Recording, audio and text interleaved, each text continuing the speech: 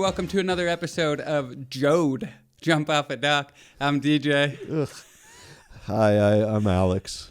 And we welcome you, our fellow Joders, to another episode. Oh, no, I never agreed to this. This week, we watched The Tinder Swindler. What a title. What a doc.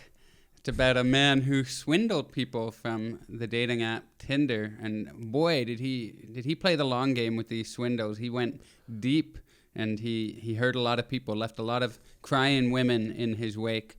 My first question to you, Alex. You ready? I think he went deep and wide. I think it was like there was just a constant stream of many at the same time. And then he went deep with each of them. They all loved him. He was going on for like 14 months with the one girl. Like, this man was... Let me ask you this. Could you see yourself getting duped like that by a woman that you met on Tinder? She sweeps you off your feet. Yeah? Sure. Yeah, I'm capable. I think in a lot of ways, many of us are capable.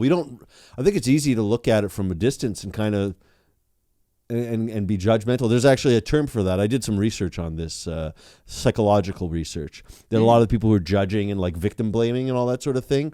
That's called the third person effect. When you think that, like, oh, look how gullible the victims are.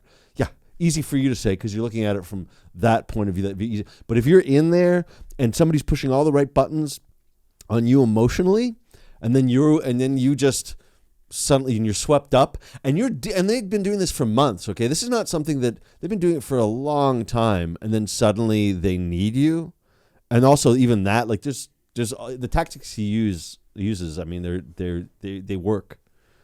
The fact that he's got your trust first, plants a few seeds, and then creates a moment of danger, and your emotions are so high that you can't make your judgment just automatically becomes poor. Well, I just think that, and Madge brought this point up because we were watching it together, and she brought it up today. We were on a walk, and I asked her if she thought she could be duped like that, and she said the same thing. Like, yeah, obviously anybody's susceptible to that, but getting on that plane right away.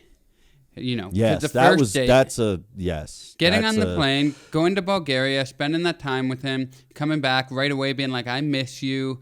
Huge red flag after one date if the person says, "I miss you." Now, granted, this date took place over a full day, and you jet set it across.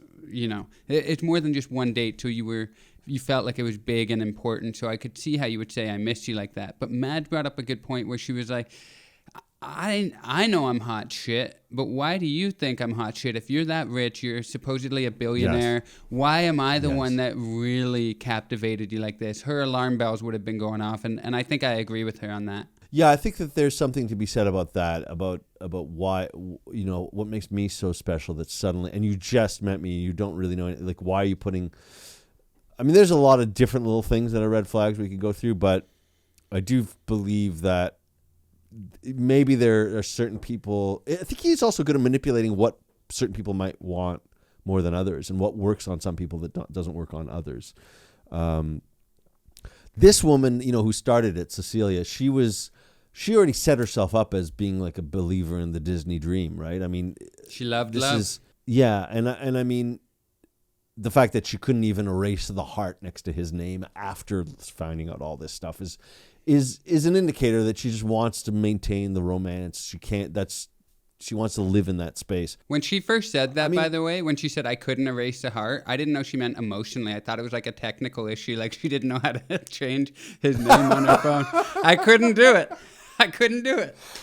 I was on for 3 hours with technical support, and for some reason, nobody there. I escalated to the second tier, and nobody knew how to erase this heart. Just hit and erase. Anyway, yes, that's very funny. Look, there's a lot like I think that sometimes the question is, does Disney do more damage than good in terms of the belief system of young girls in this case in particular, and setting up this idea of the turning the beast into a Prince Charming, if you just believe in that beast, or is this in fact an actual beast, a psychopath? That's That, by the way, is it psychopath or sociopath? Do you know the difference? Yeah, I think a sociopath just doesn't feel emotion like empathy and things, and I think psychopaths want to inflict pain. I think that might be the differentiation. Well, this is the one I read, and this was like the first thing I found. So who knows if I actually, clicked on the wrong thing. But from what I understand, it's like, first of all, psychopaths are more likely to be genetically predisposed to be this. Like it's where sociopaths, it's more nurture than nature. And then psychopaths don't feel empathy.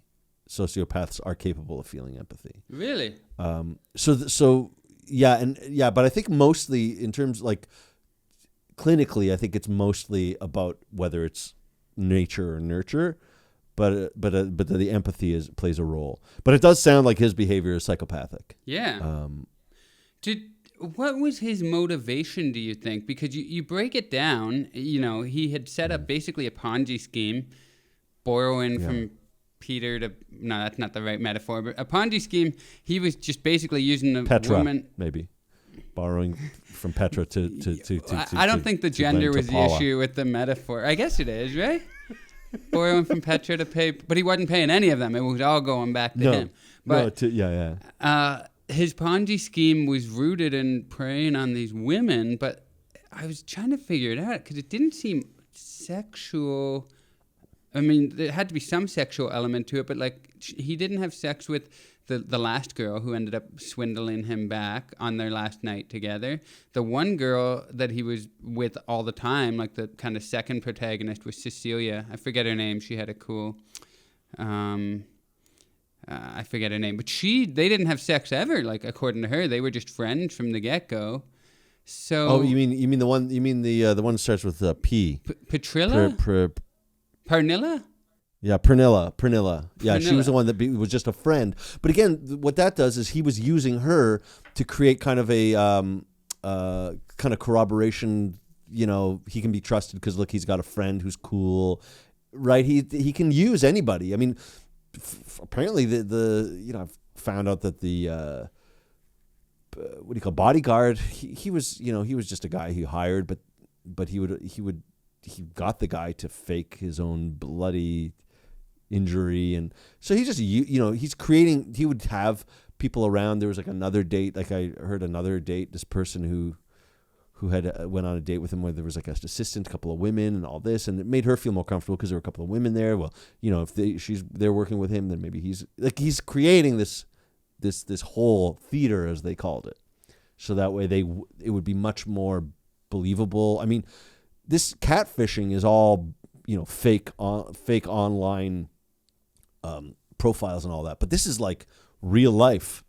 This is not just, these are people, he's surrounded by people. They must be legitimate if they're surrounded by all these people. Mm-hmm. Just seemed so exhausting to be running this. I would just That's what I was thinking. I wouldn't want to do this. What's the end game? But I think at first I thought it was like, oh, he swindles them out of money so he could just make more money. But then I realized he's using this money just to constantly have this life. Look, I think this is the psychopathic. There's something mentally off about this guy, that he just wants constant stimuli that makes him feel like he's living luxury. He's comes from a place of insecurity. He built himself up to this, and he just keeps that going. And yeah, who has the energy for that? And also to have nobody you can trust, nobody's a real friend, nobody loves you, nobody. I mean, what's your motivation is exactly it. I think the motivation is just narcissism, just feeding the narcissism. Yeah. Well, and even then you said nobody who really loved you, but the people who do actually love you are the ones you're hurting the most. So. Yes. I should say, nobody, you don't love anybody. Nobody. It's not that nobody loves it. Maybe that's part of it, is he loves the feeling of someone. But again, that's kind of feeding narcissism. It's not real. It's not a back and forth kind of a love. I mean, he just knows that nothing is real, I guess. Nothing is real in his life. If they love him, it's because he created a persona. So it's not, they don't love him, and he knows that. They think they love him, though. It's really interesting. Because the reason I ask, like, if his motivation isn't sex, maybe it was and they just didn't go into it that much on it. But, like, if the motivation was sex and getting as many women as you can, I kind of understand that more, where you're like, hey, I got to spend money to impress these ladies. I came from nothing. I realized early on that money was the ultimate equalizer. So I'm going hard on that. And that's the way I get to hang out and make love to these beautiful women who otherwise wouldn't give me the time of day. I get that psychologically. But for him, it was like you want to eat at good restaurants with these women and look cool and wear an expensive Gucci sweater, but then at the end of the night, you don't actually care if you're making love to them. You know what I mean? Like when she said they didn't even like have sex that one night, I mean, that was just the final night she ever saw him. So maybe there was a lot of emotional stuff going on. Maybe it was a lot about sex and I'm not getting it. But like, it just seemed like it was all about appearances for him. And that seemed like a long way to go just to keep up. I think he was having sex. I heard like some interview with his chauffeur, and he described him as he figured he's a really horny guy because he was like with one woman one night, and then in the morning he pick him up and he's with another woman, and then and then he has like some other date, and he's like with 4 or 5 women a day. But again, it could be that I don't like what are the real. What does a psychopath need? I mean, maybe it's just the conquest. Maybe it's the manipulation is its own reward. Although maybe he's more of a sociopath than a psychopath, because I think they said psychopaths tend to also become like CEOs and things like that, and sociopaths tend to live more on the kind of on the outskirts of society. And he's not using his abilities to be a CEO.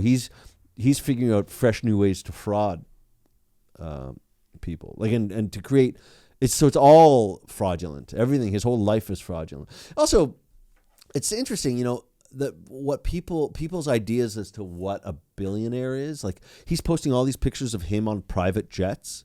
Like if you're looking at somebody who's like, "Oh, this guy's an actual billionaire," I was like, "Does a billionaire really need to take pictures of himself on private jets?" Yeah. Is that really what you need to do as a billionaire? Showing off your clothes. But then I guess he was painting himself as the prince, right? Like he was the so if you think like, oh, well, if he's the son of a billionaire and he's a billionaire because of that, then yeah, maybe he's just jet setting and having fun and loving to show off because he hasn't really made himself. So if he's selling himself that way, then I guess that's possible. Just trying to figure out how people view something like that, because he was almost a caricature of a rich guy. The rich kid given too much. Richie Rich. You know what's really interesting is this isn't victim blaming at all. But those women who fell in love with him fell in love with a rich billionaire. So yes.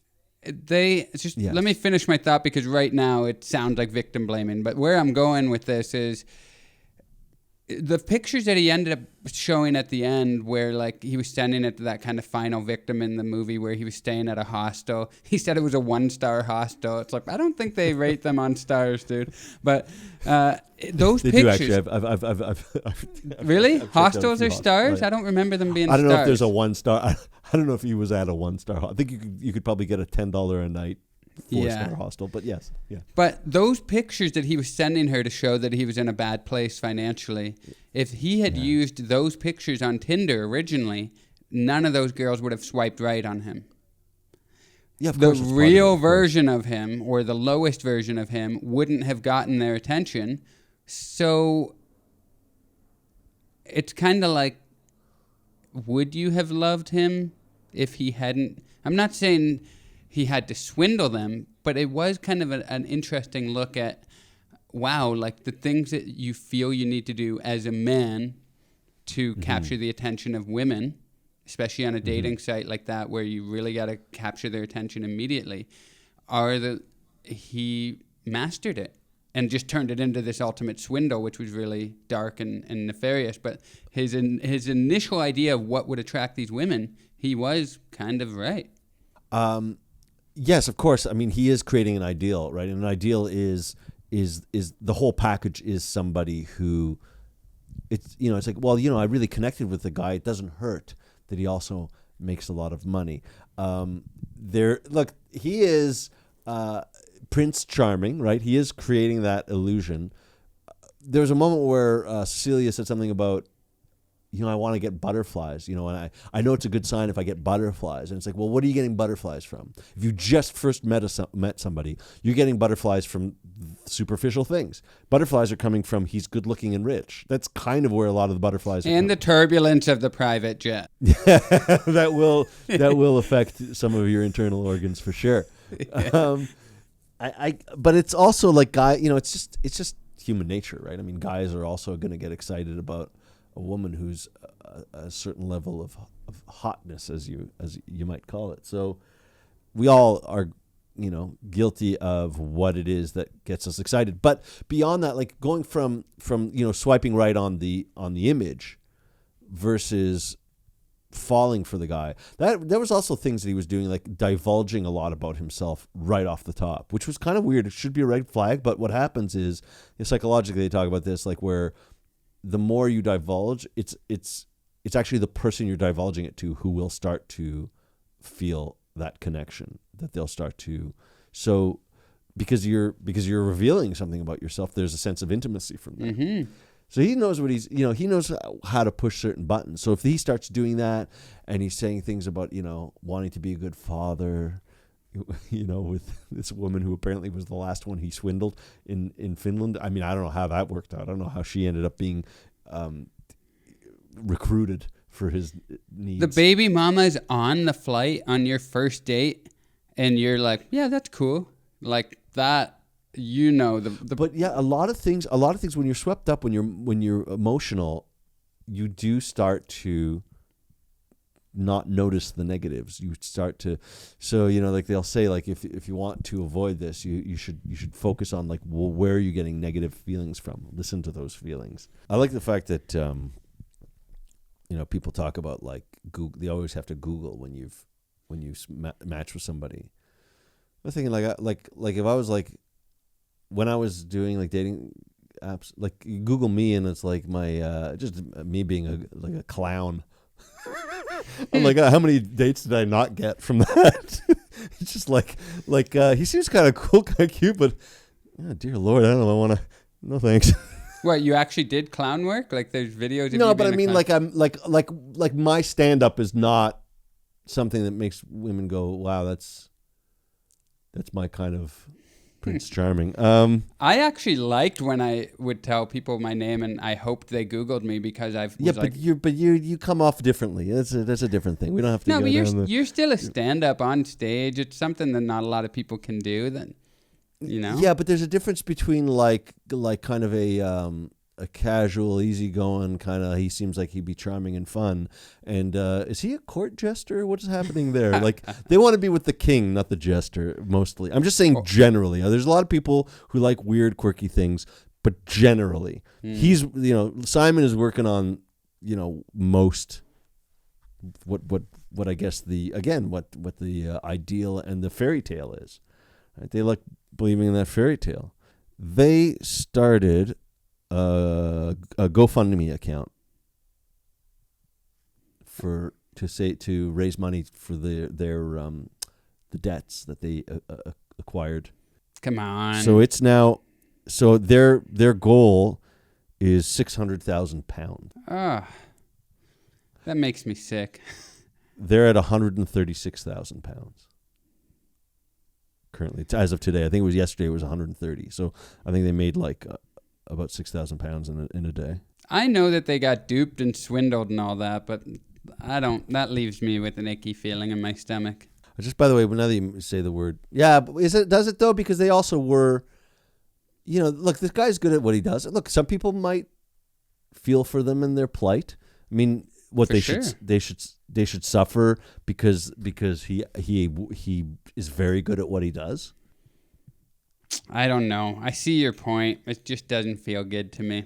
Yeah, you don't like them. You don't like the victims. I'm here for the victims. I just want to tell everybody out there that I like the victims, and the victim in all this is Simon. The man just likes dating beautiful women. What's wrong with that? All right. Good luck to you. Good luck to you and all your fans. Guys, I need $50 from each and every one of you, please. I got some debts of my own. Yeah, that's true. Actually, you do. You know, you're bleeding money right now. For real. I could start a GoFundMe. GoFundMes, they leave me with a bit of a squishy Yeah, feeling. I know. In There's something stomach. about you know what it is. It almost makes you want to think like, why don't you take responsibility for your life? Yes. That's what it makes you feel, huh? Yeah. But I understand they were victims of, he was a terrible criminal. I mean, he roped them in emotionally, which makes it hurt even more. I don't know though. Which makes me want to ask you this as you call him a criminal. Do you think that like these true crime documentaries, do you think they benefit like potential victims for educating them to guard against this kind of thing, or do you think that they're just offering tips for aspiring criminals? I think both. Yeah. Yeah, I think it depends on what lens you're viewing it through. Yeah, that's the danger of knowledge, isn't it?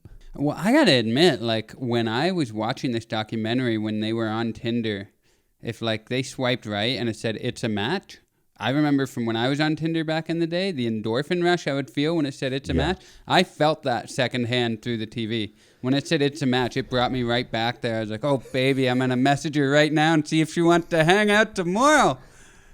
And I was like, oh, wait, it's just a show. I'm married with a baby on the way. But boy, did it bring me back. It's intoxicating. Even Cecilia said she's still on Tinder. He started doing the I miss yous and all that sort of. That was the same thing too. He's trying to create a relationship while not even being there. That's what all those messages were all about. Mm-hmm. Yeah, so they can get those endorphin rushes. He's such a creep. Yeah, he has interesting techniques. There was one woman that wasn't in the doc that I heard on this when they're interviewing her, and she was first date. He was giving her tips on how she could be prettier because he needs to be around women of a certain class. She didn't care much for that. He called back and apologized. For the second date, he wanted to take her something very elegant, if she could wear something elegant. She's like, no, I just came back from traveling. I got no money. He said, okay, well, I'll take you somewhere. What do you this afternoon if you want to. And so he took her, like a pretty woman moment, took her to Gucci, looked around, found about 4 sweaters for himself, bought them, didn't find much for her, took her to Zara and got something off the sales rack. No way. Yeah, so he showed her that he had money, but he didn't want to spend it on her because who knows, if she's going to be worth it. I just think of all the money he wasted on Gucci and Louis Vuitton and all that. He could have bought himself a nice house somewhere, just taken off into the sunset, didn't have to see any of these girls again. He could have built himself a nice little nest egg off of, when you hear the amounts these girls were sending him, he was set. Yeah, I think he just desperately he must have had such low self-esteem to desperately continue to prove to himself that he's worthy of $7,000 a night hotel rooms and all that sort of thing, and $5,000 a day cars, and like he just needed that constant. I mean, it's hard to get your head around. I mean, that's why you got to be a psychopath, Now, speaking of that, I have a question for you. Of course, Netflix is going to make a movie of this, right? Who'd you cast at some of the roles? I have a couple. There's a Hollywood guy. I don't know his name, but I can see who he would play Simon, but I don't know his name. I can't even picture what he's from, but he's like a blue-eyed. I don't know. I got no answer. You tell me. I was thinking he's too old for it now, but he looked to me a little like, and of course the perfect analogy to American Psycho is Christian Bale. Oh yeah, Christian Bale doesn't look Jewish enough. I guess, but he sort of, there was moments like when they were showing a picture, I was like, hey, that looks a little like when you were showing pictures to like the investigative reporter or something, or like a cop. It was like this the printout they had. It was like, that looks a little like, I could see Christian Bale putting on the. But you think he looks that Jewish? I don't think he looks like so Jewish. Well, I don't know if I'm even allowed to say this. I don't know how I'm going to approach this to the Jew in the room. As he as it went on, like later in the movie when he fell on hard times and he stripped away the veneer of being like a rich Italian-looking jet-setting dude, he looked so Jewish. Like, That's I feel funny. like with the beard and all that. Yeah, and even just, I don't know, like maybe getting rid of the designer glasses. I don't know what it was, but like near the end of the movie, I was like, oh, okay. Like I see that he comes from Israel now. But like earlier, he looked more Italian than anything, you know? Yeah. But I could see that he does come off as Italian in those with the Gucci items and all that. But he was a yeshiva boy. His dad's a rabbi, and he went to a yeshiva as a kid, and which is for people who don't know, like pretty much just like rabbi school. It's like Hebrew school for the youngsters.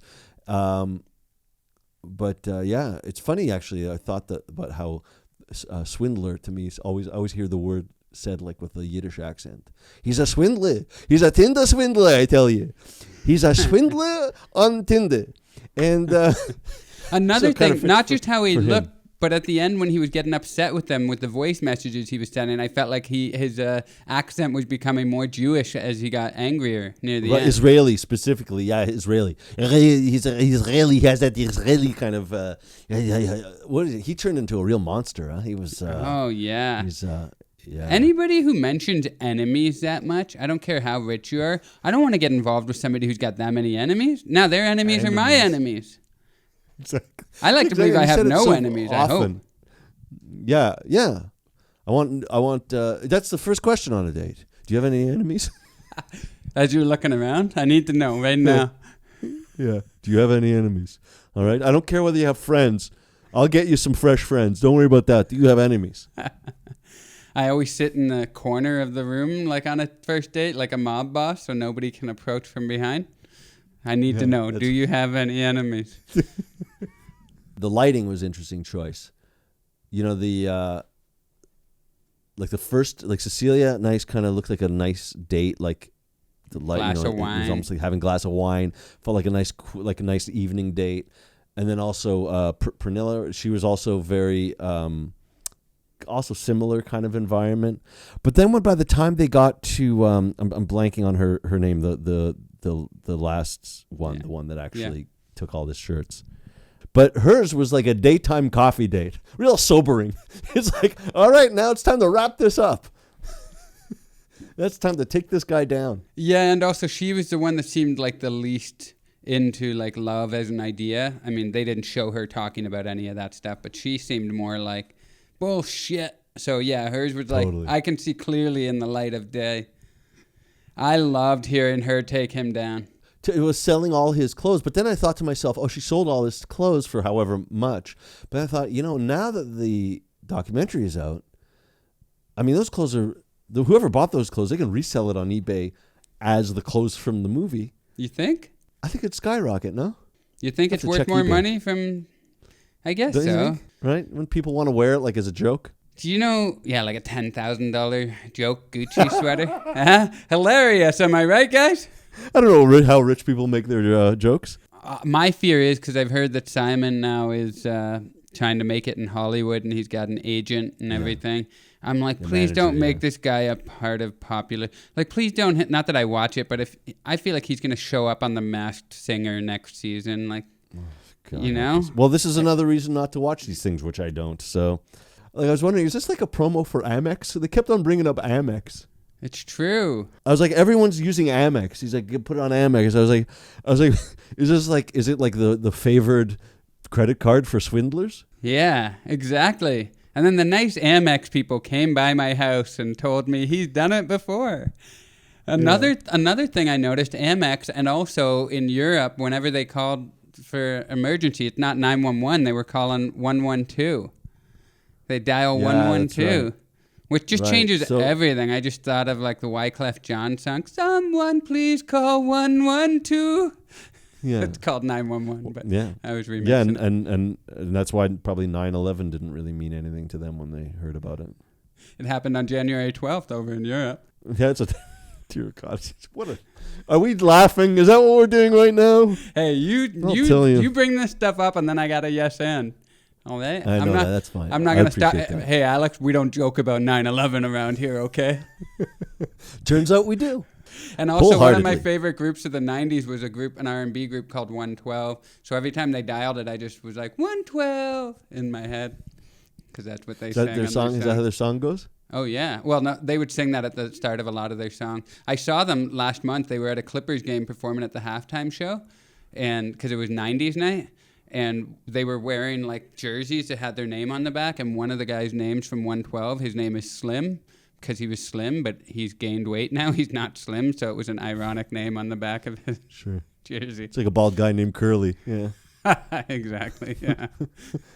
Which I used to be curly, so I don't appreciate that one.